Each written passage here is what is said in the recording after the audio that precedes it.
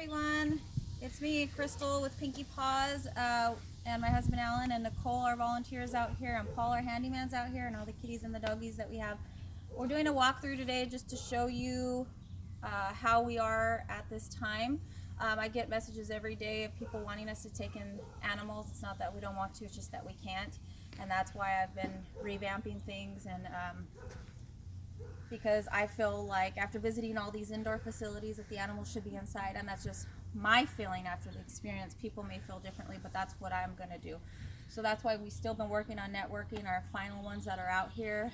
We got Gemma, Shadow, and Bambi. They've been on a waiting list, and Gemma and Bambi are both feral, and Shadow had some issues, but he's gotten so much better. They've all gotten a lot better. I mean, from what they were. And with feral dogs, it's gonna be a slow process, and with ferals, we don't just let anybody come out here to work with them, only professionals, and that's just how it is. You can ask any rescue. And Laura's been working constantly, and Nicole have with socialization, and I have as well. They, like I said, they've been on a waiting list, Bambi and Shadow, and the rehab rescue wasn't going to take anymore because that's primarily what they have, are the dogs with issues, and they take longer to find homes. So it's a lot of work and care. And so we're still working. Laura's been getting a professional trainer out here, and working with Shadow, and they're coming out again, and she's been donating that for Shadow and then Bambi. And we've been working with another feral rescue. They didn't have room because they're foster based, and we're on a waiting list with them, but we're still working on the other rescues. So Laura is our networker, and she's a professional at that, and that's why she's continuing to be our networker, and only her. She knows what she's doing, and she's constantly working behind closed doors on these animals, lots of hours and lots of care. And then we have Nicole, who's been here for years, who's doing the care and socialization. So this is Nicole, and this is Gemma's area. And so again, she's feral. She needs a lot of work and care with professionals that know what they're doing, and those are the only type of people that I will bring around my animals. So let's walk over. This is our section 1. Now keep in mind that we used to have dogs in every kennel, and like I said, a lot of these, I've said this before and I've updated people before, these roofings are half-assed, or they just need to be continually every weathering replaced, tarps, covers, pop-ups. We don't keep them up because there's no dogs in here, and we want to show you that this is how it is.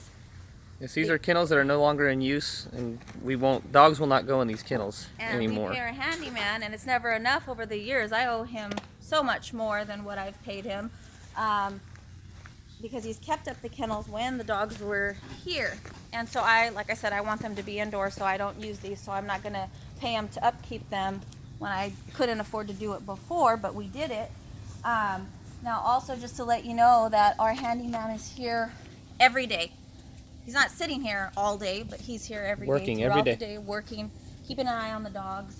When the dogs escape, and I've updated everybody on this as well, but I'm just letting you know again, when they escape, repairs the kennel. When the volunteers say this dog is sick, he'll help with administering medication because I need extra help. We're not going to fill these kennels again because we didn't have enough volunteers.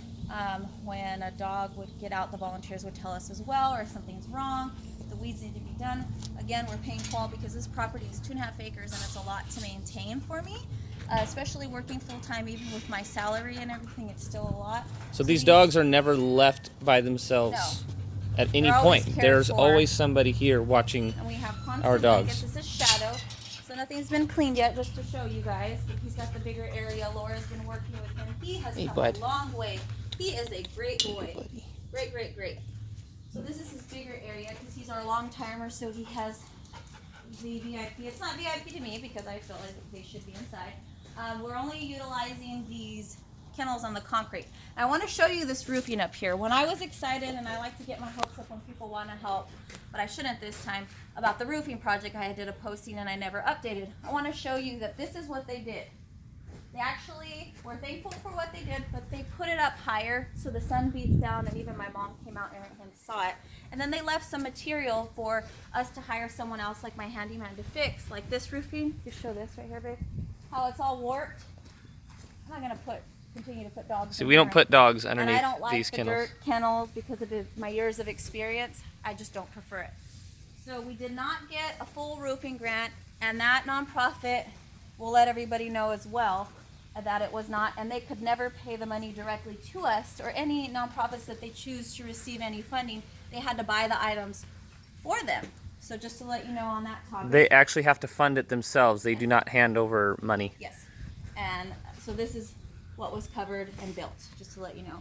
We still have these fans we're actually going to set up. And as far as electricity, we don't have outlets out here because I'm always paranoid about fires, things happening with plugins. So I want to show you this. There's one extension cord that Paul uses from here. You can see that things are not always plugged in because of that. Now the PG&E starts getting high, but again I have less dogs now, so it's not going to be too high. So we're going to plug these misting fans that we got donated last year and the freezer that we got donated and that we're very thankful for, that we continually stock with water. So we're going to plug it in. It's not plugged in right now, as you can see. This is the only plug-in area.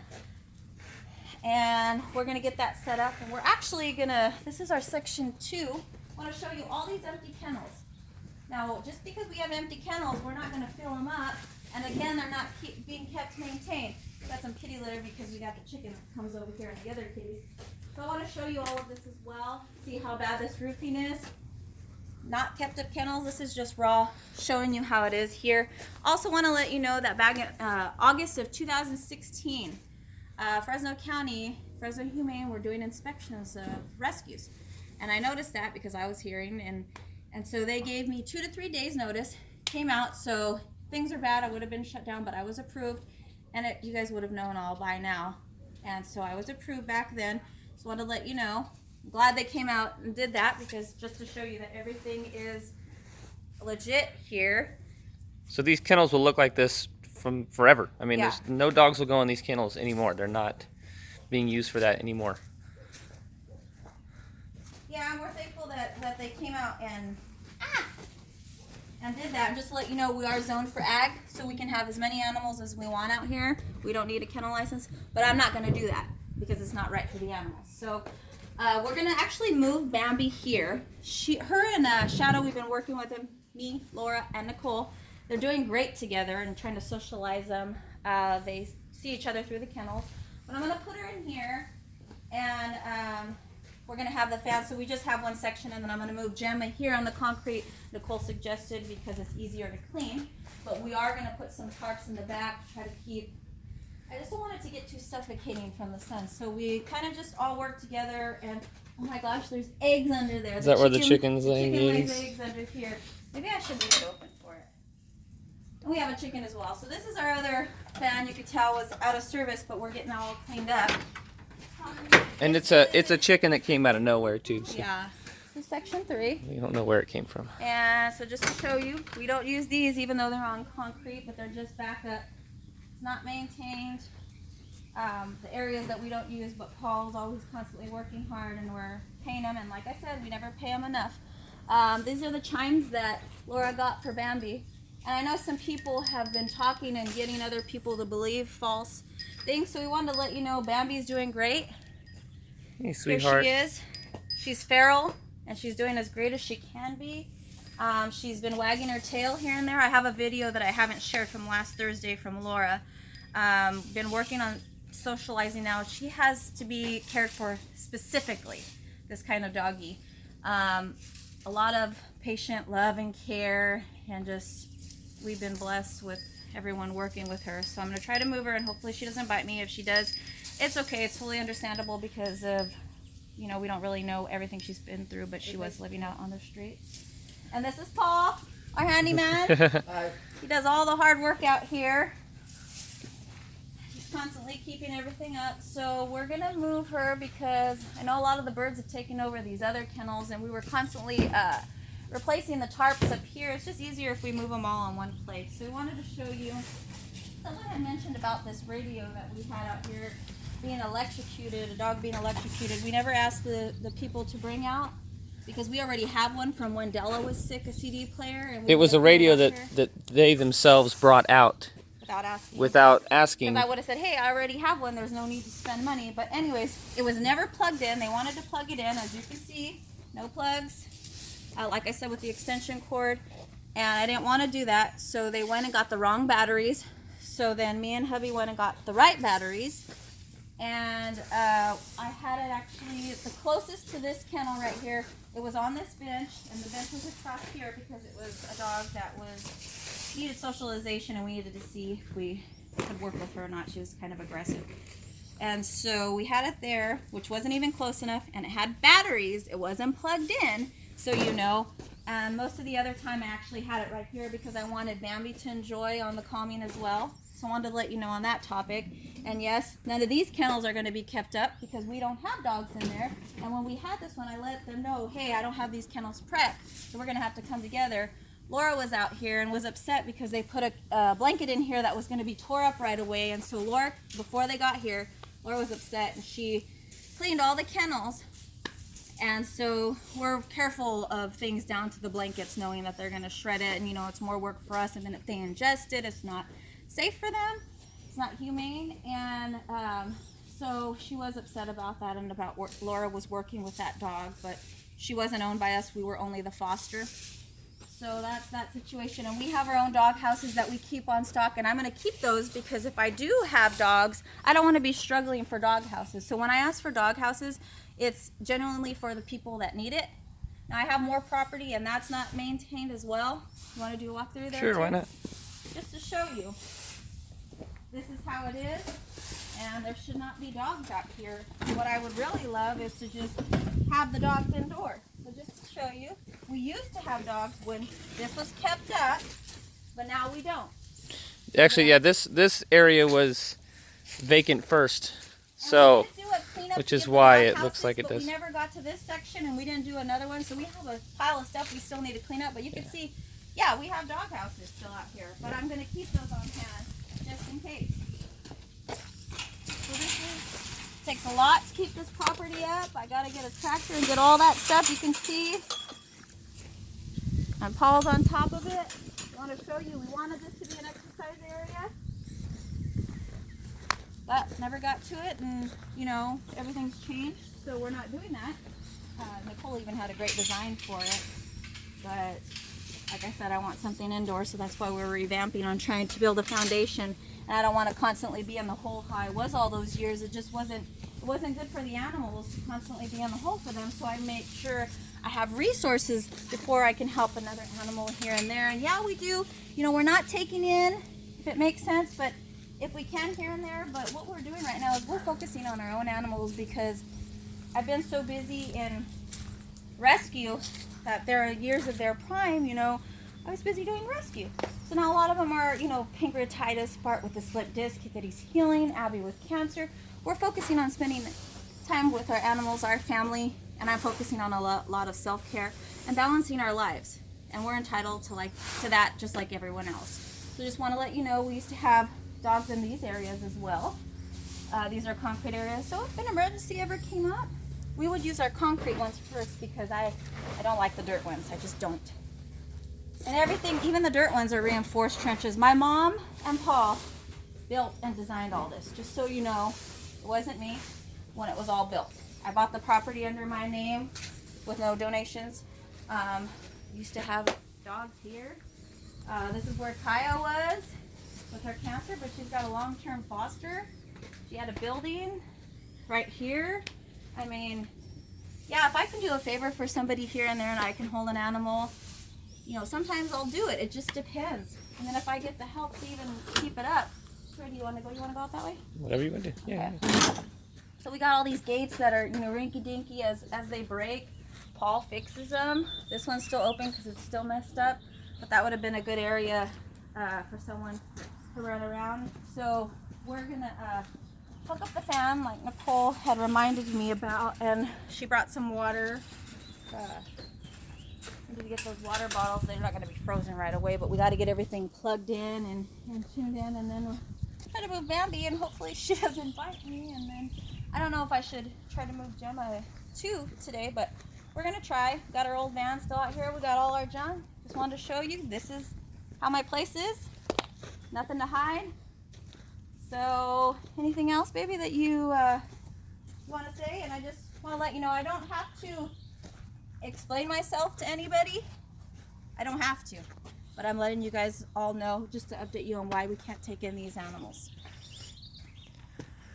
We'll still do search and rescue here and there, but right now, you know, Abby still in her last months of living, and Bart's doing better, and so with work and life, you know, we'll take on search and rescues here and there, and then we'll help with educating as much as we can. We've been helping a lot as a middle person with Fresno Wildlife. So, anything else, baby? I believe that's it. The reasoning behind this video is we've had a few people question our methods and start, you know, claiming false accusations against us. Newer, yeah. And there's been a lot of misunderstandings and just people being misinformed. So we've been trying to stay out of it, but it's just getting to the point to where enough's enough. Yeah, I don't want to focus my time. People say they don't have time to do things. I have time, but I'm not going to waste my time on stuff like that, and that's why I just block it, because I have nothing to hide, and I don't have to explain to those people. I am always an open book and accountable to my donors, and you all know that, and you guys can all vouch. And so if you ever have any questions, ask me. And we do these videos like Hope for Paws. They're really big in pet education, and the Dodo has the animal videos to spread awareness and for education, and that's why I do these. Especially in a time where social media is such a big thing. I mean, in a way, it's a good thing for spreading awareness as far as what these animals go through, either being abused or homeless or when they get dumped.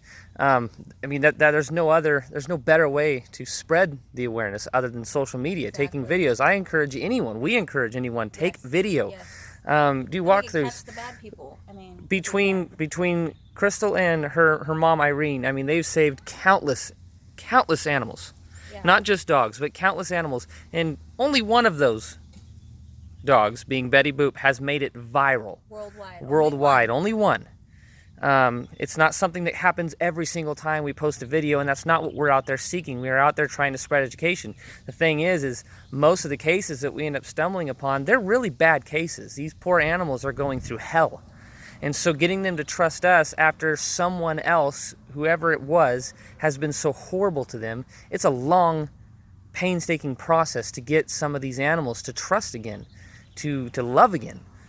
So yeah, and when I'm spreading the awareness, I am an official partner with the Dodo, and they showcase my work, just to let you guys all know. Very blessed with that, and so they're just waiting for this awareness so that they can share it with the world. And they ask us to send them videos. Yes. They are. I mean, it's not that we're just out there just doing it. I mean, it's, you know. And our focus is just the animals. We don't have time for all this other crap. So like I said, I don't feel like I need to explain myself, but I'm doing this just to show you guys. And we need to all work together and stop all this stuff and just focus on the animals, because those are the ones that are getting hurt in the long run. Yeti! These our kitty cats. Yelling at who came out of nowhere. Nicole and Laura when they come, because they give them canned food, and they're like, give it to me now, don't talk. Okay, so everybody, thank you. And again, if you have questions, let me know. And thank you so much to all of our supporters who continue to support. Thank you and so all much. your prayers and everything. You've helped And save it lives. means the world to us. This is teamwork. Couldn't have done it without Nicole, Laura, Elena. I mean, there's been Ross, everyone who's ever helped. My mom, Irene. We had Melissa out here. I'm not trying to miss anybody. And there's been Paul, of course. I mean, shoot. Yeah, like I said, he's always here. Every day. Always here with the dogs. Every day. Several times a day. So the dogs are never left alone. Yeah. So thank you, and I hope you guys all have a great rest of the weekend on this beautiful day. I know it's hot, and thanks again.